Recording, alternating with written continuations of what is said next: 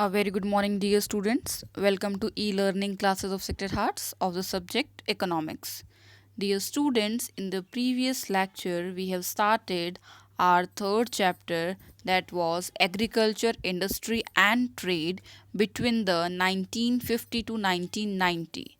And this is a chapter out of the ID. And in the previous lecture, we have discussed about the land reform programs, about the technical programs, and we have discussed as well about the Green Revolution. Dear students, now we are going to proceed about the agriculture. Left out part of the agriculture will be discussed. So, dear students, if we talk about today's lecture, that is a 12th lecture. So, the very first topic, that the Green Revolution was divided into two different phases and two different parts. The very first phase was mid 60s to mid 70s. That means जो 60 से 70s तक चला, that was the initial phase. And in this phase, the scope of Green Revolution was restricted largely to some certain states, to some certain farmers, and to some certain crops such as wheat and rice. If we talk about the benefit to the different states, then Punjab, Andhra Pradesh and Tamil Nadu were the states जिनको यहाँ पे सबसे ज़्यादा benefit हुआ. क्यों? Because the farmers along with the HYV seeds, they use the additional fertilizers, pesticides, and even they were having the permanent means of irrigation, and that is why the benefit of the first phase remained limited to these particular areas. Now the second phase, and in the second phase, that was from mid 70s to mid 80s. During this phase, the impact of green revolution become widespread. पहले वाले phase में limited था. Second phase की अगर बात करें तो जो ग्रीन रिवॉल्यूशन का जो स्प्रेड था वो कंपैरेटिवली और भी ज़्यादा हमारी कंट्री में एक्सपेंड हुआ. Now more of the states get the benefit of the green revolution. Now, how they get the benefit? During the second phase, the government provided loans to the small farmers at a very low rate of interest. Government ने क्या किया, जो small farmers थे, marginal farmers थे, उनको loan provide किया so that they can purchase the technology, so that they can purchase the pesticides, fertilizers, and can use the modern inputs for the contribution in the green revolution. And as a collective result of the efforts, the green revolution covered all the small holders as well.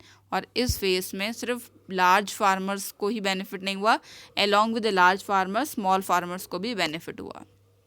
Now, what are the different gains of the green revolution? That the first one is a split in the crop productivity. If we talk about the productivity, then it increased multiple times. We can take the example that in 1951 the productivity was 660 per kg, but in 2019-20 यही 660 kg कहाँ तक पहुँच गया बेटा? 3421 kg per hectare पहुंच गया. ठीक है.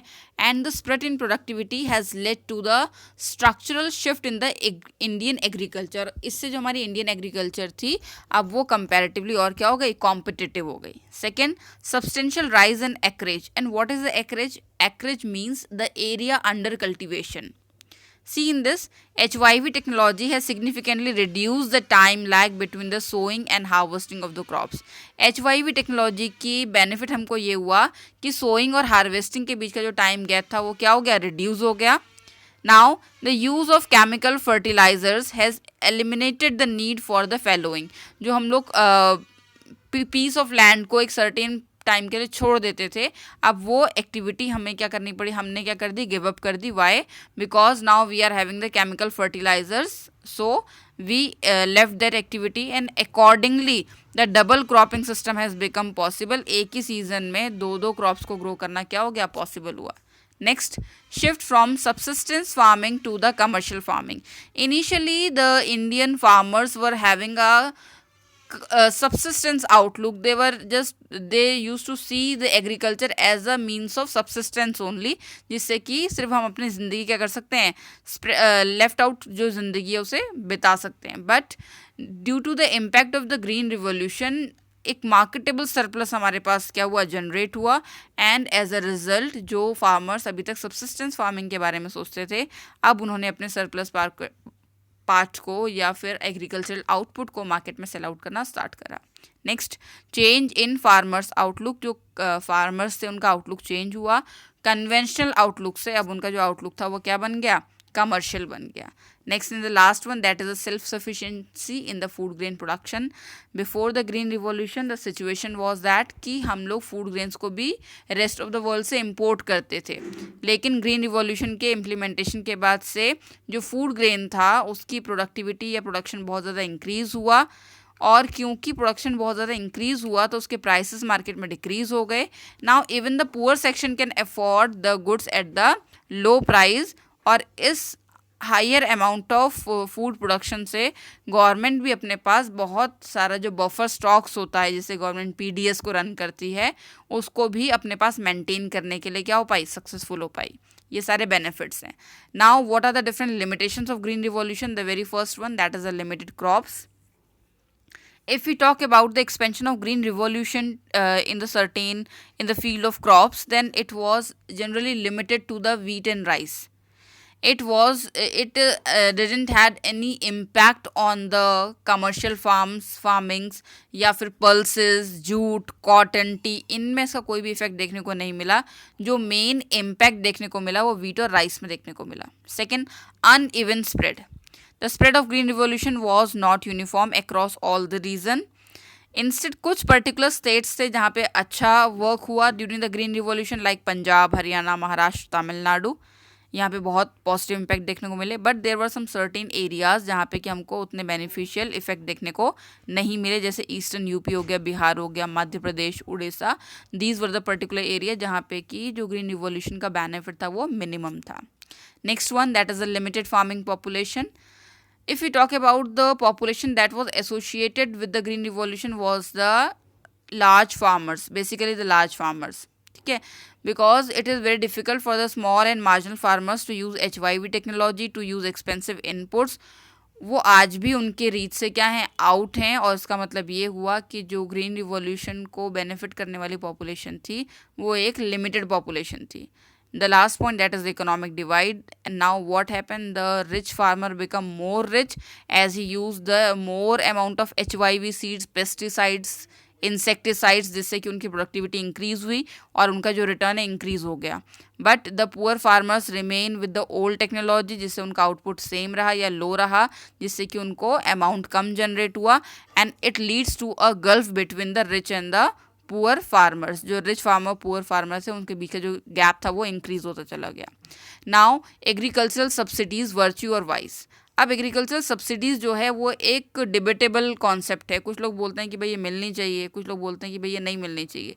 जो बोल रहे हैं कि भाई ये नहीं मिलनी चाहिए, that is agricultural subsidies a vice. क्यों नहीं मिलनी चाहिए? The very first reason, that is a huge burden on the government finances. Ultimately whatever the amount of subsidies are provided to the farmers, that is been given by the government, either by the state government, but most of time it is given by the central government. So it is a sort of financial burden on the government. The second one, that is the misappropriated benefits. So if we talk about the subsidies, then subsidies not only benefit the farmers or the small farmers, लेकिन ये साथ में जो उससे allied industries है उनको भी benefit करती है, जैसे कि फर्टिलाइजर इंडस्ट्री हो गई, पेस्टिसाइड इंडस्ट्रीज हो गई. And all these industrialist are in themselves are very rich. तो इसका जो यूज़ है वो अप्रोप्रिएट नहीं हुआ, मिस अप्रोप्रिएट इसके बेनिफिट्स मिले. जिसको शायद मिलना चाहिए था उसको कम बेनिफिट मिला, जिसको नहीं मिलना चाहिए उसको ज़्यादा बेनिफिट मिला. Next, wasteful consumption. Subsidies do not allow the market price to dictate the supply of goods. क्योंकि आपको सब्सिडी मिलती है इसलिए वहाँ पे मार्केट फोर्सेस प्रॉपरली वर्क नहीं कर पाती हैं. And the availability of supplies at the low price leads to the wasteful consumption, जिससे कंजम्पशन जो होता है वो वेस्टफुल होता है. क्यों? क्योंकि चीज़ें हमें क्या मिल रही हैं, लो प्राइस पे मिल रही हैं. Now the last topic, that is the agricultural subsidies of virtue. कुछ लोग बोलते हैं नहीं, एग्रीकल्चरल सब्सिडीज़ का मिलना बहुत ज़रूरी है. And what are the reason? The very first, for the purchase of agricultural inputs. Still there are a lot of people in our country who belongs to the small and marginal farmer category. So for them the purchase of inputs, agricultural inputs, is possible by the amount of subsidy only. And the second one, reduces inequality. It is also argued that if subsidies are eliminated, the inequality between the rich and poor farmer will spend. अगर हमने subsidies को close कर दिया तो जो difference है, all दो पहले से ही बहुत डिफरेंस है, वो डिफरेंस और ज़्यादा क्या होगा, इंक्रीज होगा, because while the rich can have the benefits of the new technology, the poor can not. ठीक है, तो this is all about the today's lecture, in which we have discussed about the phases of the green revolution. We have discussed about the benefits of green revolution, limitations of green revolution. Thereafter we have discussed about the agricultural subsidy, a virtue or a voice. This is all about today. God bless you all.